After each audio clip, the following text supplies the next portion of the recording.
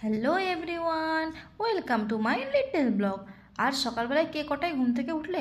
আমি তো পাক্কা 9টায় ঘুম থেকে উঠেছি। লোকে সকালবেলা উঠে কি করে? খায়, অথবা কাজে যায়, নাহলে ফোন স্ক্রল করে। আমি সকাল সকাল উঠে বাসন মাজি, কারণ এটাই সব থেকে বড় কাজ বিনা পারিশ্রমিকের। এই ব্লগের জন্য আমাকে ঘরটা ঝাঁট দিতে হচ্ছে, নাহলে সকাল সকাল তো কোনোদিনও দেই না।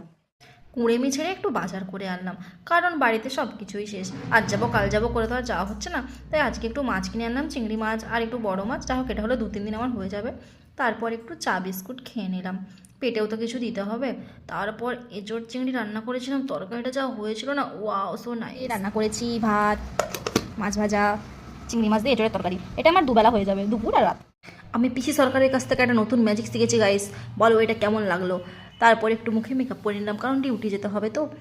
সানস্ক্রিন মাস্ট, এই গরমে সবাই সানস্ক্রিন মাখবে, না হলে কিন্তু গোটা মুখে ট্যান পড়ে যাবে। বিশেষ করে কালো যারা আমার মতন, তারা তো মাখবেই। তারপর একটু পেটে ভোজন দিয়ে দিলাম, যেটা আমার সব থেকে মেন কাজ জীবনে। Let's go to duty.